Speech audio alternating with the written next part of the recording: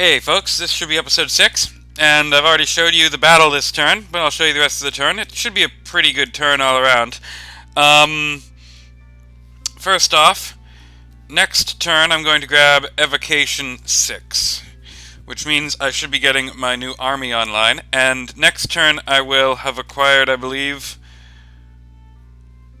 all of the alchemists I need as well. I'm grabbing 3 this turn. I had 3, I grabbed 2 last turn, that should be 8.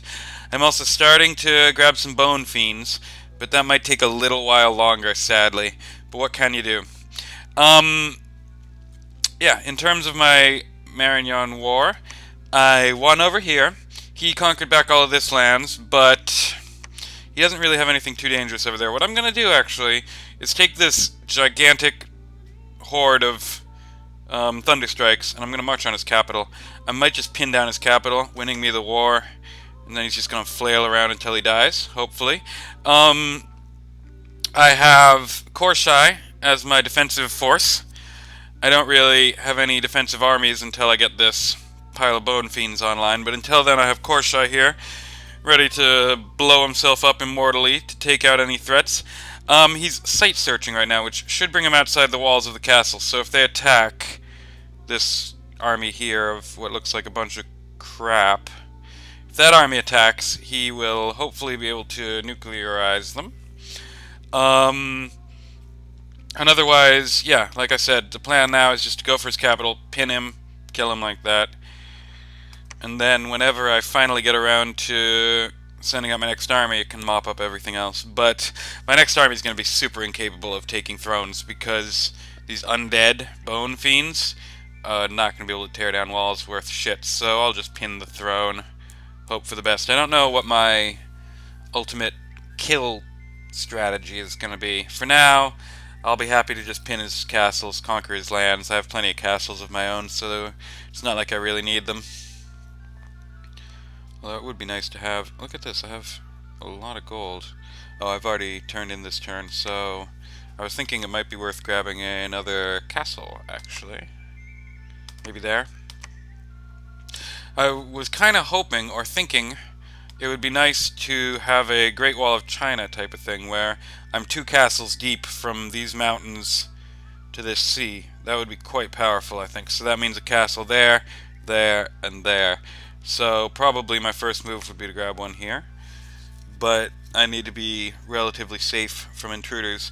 Here would be a spot to grab a castle where I am safe, but it would be a bit less optimal. Yeah. Tianchi. I failed to conquer his Master of the Way here. I did attack the Master of the Way, but I didn't show my face, which is probably one of the better outcomes. It's better than showing my face and conquering something. Thinking about it, if I do successfully seduce something, he will believe that it is Pangaea, because Pangaea actually has shit-hot seducers. So what I'm doing is I'm seducing with him. I'm moving my sneaking army in, and I am moving him in to seduce. I'm also grabbing another siren, so I should have 3 bopping away at the capital, which would be very good. Yeah, so I'm kind of pushing through to conclusion on both fronts here. Conclusion on the Tianchi front, where I actually show my face as sneakily aggressing him, maybe try and capture a mage. Conclusion on the Marignon front, where I pin his capital, which will make me very happy. Yeah, so in the north I'll be pinning his capital with all my troops. In the south I'll be leaning on Korshai to try and kill anyone who comes along, and I would not be a bit surprised if this army moves to attack this throne next turn, so hopefully Korshai will be there to defend, and I have a pile of voids to guard the walls. I think it's all pretty good. I'll take a look at the graphs, because I didn't last episode. Provinces, I am not doing that great. Third to last. Marignon is pushing up a bit, but, you know, what are you going to do? Forts, of course, still far and away the highest. No one else has ever had more than 4 forts, and I have 6. Income, I appear to be in 2nd place. Can't complain. Although, look at this. Gath is doing something to improve his income. Very interesting. And look at this. I think what we're looking at here is Satis had not been site searching properly, and now he's started to site search in earnest. He probably dropped like 8 times some site search spell in one turn. Maybe twice? I don't know. Thaumaturgy 4 is undoubtedly involved in this graph spike. I'm in 4th place now, which is fine. Research, I should still be first. And my graph is sharper than anyone else's as well, so I should be king of research for a good long time. Yeah, that's how it is. And I'm hoping, of course, that once I break Marignarn's back, my graph of provinces will go up pretty significantly. We'll see how it goes. Alright, see you guys next turn. Alright, so this turn is a bit tricky, I guess.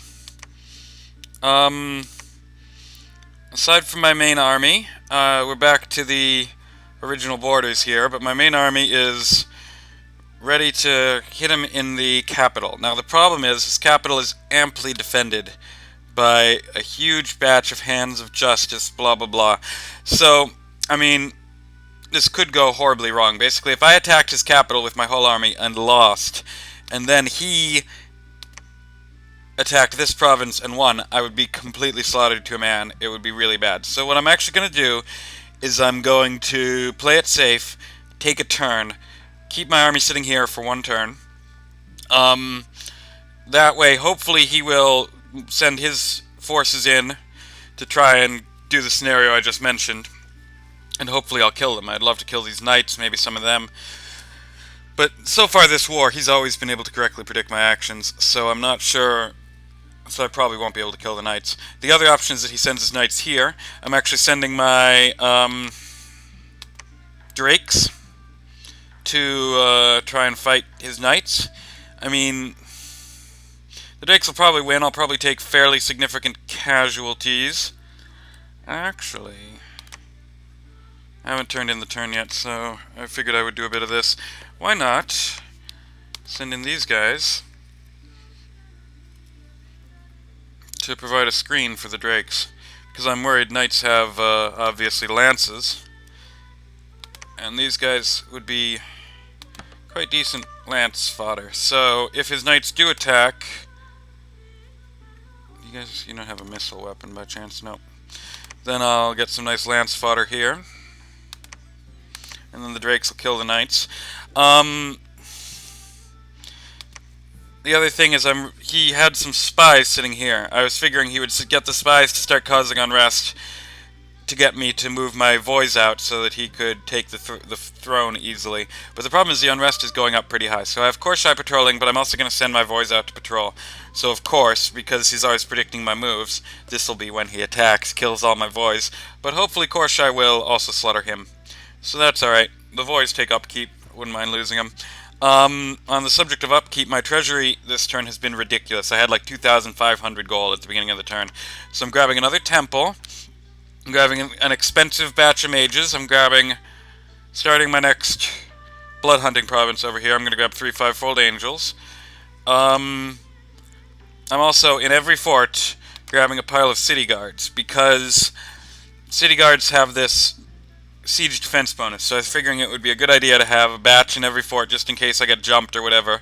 Like a few turns ago, it was looking like Qianqi had a possibility of jumping me, and I was like, man, I wish I had some city guards sitting around in my forts to defend myself against that, but I didn't, so now I will have that. So that's pretty good. Yeah, that's more or less it in terms of the Mictlan War. I was humming and hawing quite a bit. But the other problem is I'm starving, of course, as I always do. But I'm just going to take the turn of starvation, hopefully deal him a blow. In the past, I have refused to spend more than one turn sitting in a desert because of starvation. So hopefully he'll expect me to attack his capital. I mean, just sitting here, I cut off all of his research because he's definitely patrolling that province right now. And I'm sending in a lone barbarian chief to get a good look at his army. I mean, he knows exactly what he has to deal with in my army. I know nothing about his. So I want to see how many Hands of Justice he has. I want to see what kinds of battle mages he has, what kinds of gems they're rocking, to see what kinds of battle magic I should be expecting. So that should work out. In terms of the Tianqi War, basically the big thing is that Satis has invaded Pangaea. So Pangaea is toast. On the plus side, this means that I don't really need to worry about holding up my end of the bargain with Pangaea because he's out of the game basically at this stage. So those 40 nature gems I squeezed out of him are more or less mine to do with as I please. But I'm going to keep pestering Jinchi a bit. Why not? I think this guy might soon enough run away. But for now, he can do that. It's all good. And hopefully I'll grab a Celestial Master. That'd be big smiles on my face. As soon as I grab one Celestial Master, I will run away giggling and never bother Tianqi again, I believe. And hopefully he will blame Pan. And everything will be great. So, I mean, aside from my definite worry about this army right here, things are going pretty well. But this army right here is a definite worry. 230 units. I have, let's just see here, 210 units. So we're about equally sized. I have a lot of battle magic. I assume I have more than he does because he doesn't have really very many good battle magic options in the early game.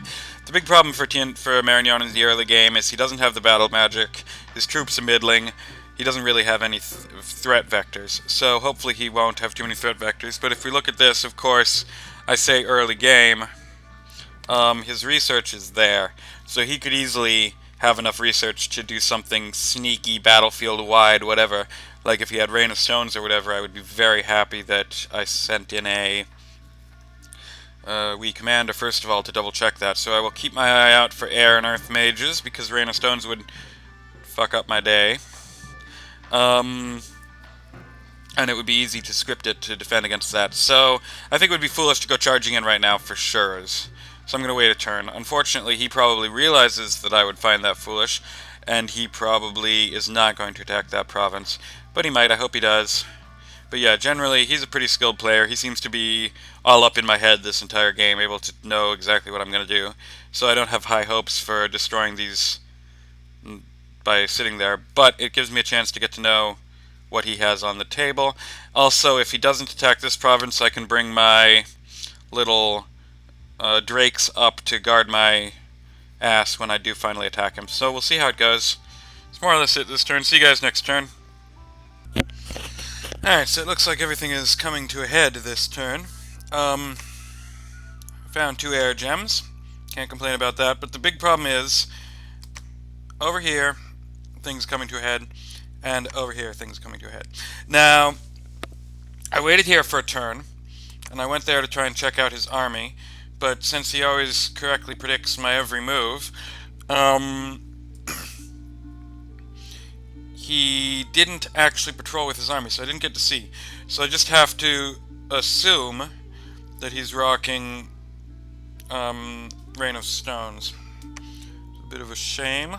Actually, what I'm thinking of doing is not attacking his capital. His capital has several harbingers. It has a lot of Hands of Justice. I'm thinking it might not really be the move at this stage. I would, of course, love to pin his capital, but what I would not love is to lose my entire army, and there's a good chance of that. If I move forward with my army, I could either leave my archers behind to defend this square, which is a viable possibility, but that means my army is a lot less strong when it hits him, and the Hands of Justice need the archers there to pop all their twisted fates. So I'm thinking I might actually pussy out and attack this province here, pin his lesser castle.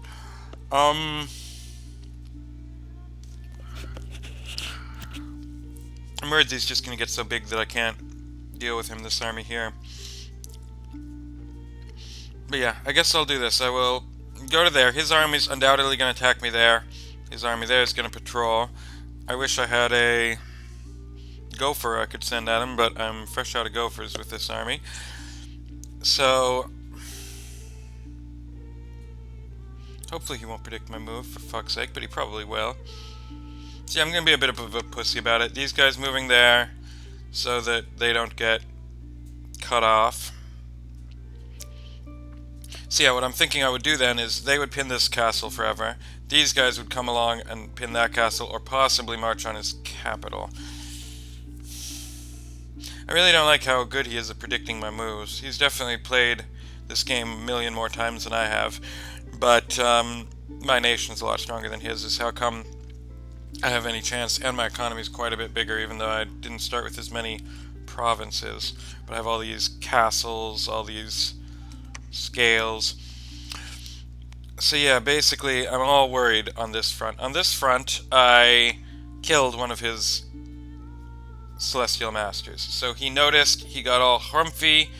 I replied, alright, I'll stop killing your Celestial Masters, so I'm going to pull back with them, and I'm going to move them to attack Marignan. So it's more or less all good. I no longer really have any need to support the Pangeans, because the Pangeans are down to like 4 provinces here, maybe 5. So yeah, I'm not super happy this turn, but that's more or less the look of things. Alright, I'll see you next turn.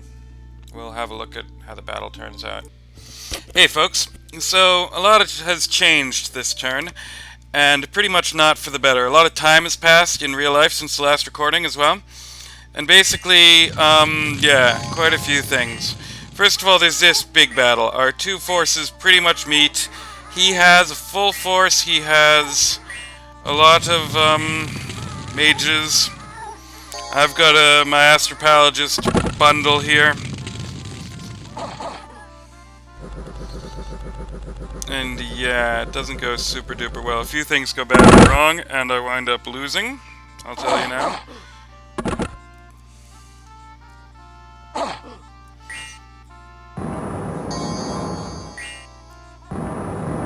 The first thing is, I've just cast Fanaticism. These Void Archers have a morale of 9 when you include Fanaticism because they're starving.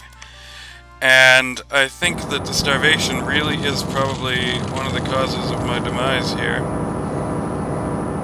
I'm definitely going to give up on these human armies in the future because they starve, they cost upkeep. Humans are basically not very good. I'm going to rely, I believe, on Bone Fiends. Now, Bone Fiends are not necessarily the best. These Fiery Imps might be better, but I mean, I don't know. Alright, anyway, this battle. He is dropping Flaming Arrows and Wind Guide. He is dropping a bit of other stuff, but it's mainly it's the Flaming Arrows and Wind Guide. I think he must be killing some of my Astros because yeah, I think he does. He takes out a few Astropologists, which could mess up my community, and I should have stuck them at the way back because Thunderstrike has a huge range. But the big problem is starvation means just when the Flaming Arrows comes out, my archers run away. So that's half my punching god. It's all around bad. I should have thought of that they should have gotten a good day's eating before they fought. But they did not get said day's eating, so they were in low morale when the battle happened. Which is foolish. It's just foolishness on my part, really. My Thunderstrikes are nowhere near as many of them as I'd have wanted because of arrows catching some of my Astros, but also they're not really effective enough for this stage of the game. Me and him are both, we have the top 2 researchers in the game, so it's pretty seriously mid-game. I'll show you something about that in a minute. But, yeah, so, Thunderstrike is kind of too little too late at this stage. But it does a bit of work, as you can see. I really should have pushed forward with my line here right off the bat, because he really doesn't have enough guarding his archers. So I might do something like that, but if I'm going for Bone Fiends are not really up to attacking. Maybe I could try and get some flyers. I've just viewed this battle before I started showing you, so it's going to take some thinking on my part. Okay, I should mention as well. Basically, this turn, Marignan had a bug in his game file, so he had to stale. So, as a gentleman, I decided I would also stale, because otherwise I would get a mad advantage. So I did actually stale this turn, but it was intentional. So I've played the next turn, and I'm waiting on the turn after that. So the turn after that I could start changing some things based on this battle. For one thing, I'm not gonna fucking starve. It's really, it's the starvation and the not pulling back Master Pelagists that really do it. I might have lost anyway, but I would have definitely done a lot better if I had not lost some Masters to arrows, not lost all my archers to whatever, starvation. He doesn't really have a very serious... He's not really throwing out much aside from Flaming Arrows and Wind Guide, to be honest. It seems like he just did Flaming Arrows, Wind Guide, and then let his slaves do whatever for the rest of the time. But they seem to be working. There you go, routed. Alright, so that was the battle. Now, there are a few other things. One of them is, I believe, let's see. Yeah, he lost not anywhere near enough. I mean, if you don't count the Blackhawks, because they're chaff, he only lost 30 troops, no mages. Terrible. Bloody terrible battle. Yeah, that's the one. This is the other thing. This is really the beginning of mid-game right here, ladies and gentlemen. I get attacked by this fiendish beastie. Fully geared Harbinger. This thing set him back a lot of gems, but it's running around causing a ruckus.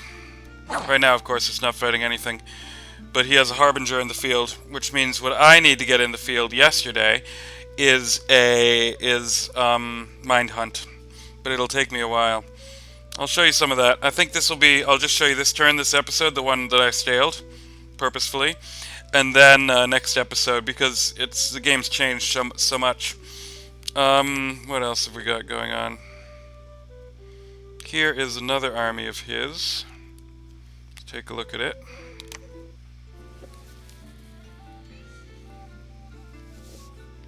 This is his Twisted Fate guys. But now that I've just... Oh, here's... I guess I have to tell you. Look at this. That army got cut off. So that's a bad thing. So I've completely lost my Thunderstrike army. But luckily, this turn happens to be when my Magma Eruptions army comes online. So that's a good thing. Yeah, that's more or less it. Since I staled this turn, there's not much else. Research, I'm wasting research going up to Alteration 6. 700 research completely wasted because of my agreed to stale. I don't know. I mean, it would have been kind of dickish to not have staled. I could have maybe tried to roll back the game, but it's alright. I think I'm still... I mean, I'm not at all sure I'm going to win this war at this stage, but it's still very much a possibility. I would say it's pretty much equal game at this point. I'm needing to scramble. He's pushing his advantage, but he still doesn't have that much going for him in terms of raw army power. I still have a lot, but he has these Harbingers. But I have these forts. So I would say it's pretty even. I'm a bit on the back foot. Definitely no longer me dominating the war. And he has entered the mid-game where Marignan is no longer underpowered. So it's definitely not that great all around. Oh, I also, on the plus side, conquered the Lake of Ethereal Water, which should be handy, but it only gives 15 income. But it does mean a lot of spells I have can only target a water province. There's one in particular that creates a Water 3 mage, which would be huge, and can only target a water province. So this province basically gives me access to Water 3 mages, which is very nice. Yeah, I guess I will see you guys next episode. Yeah, I'm not a happy Colonial right now. Oh well, see you guys next episode.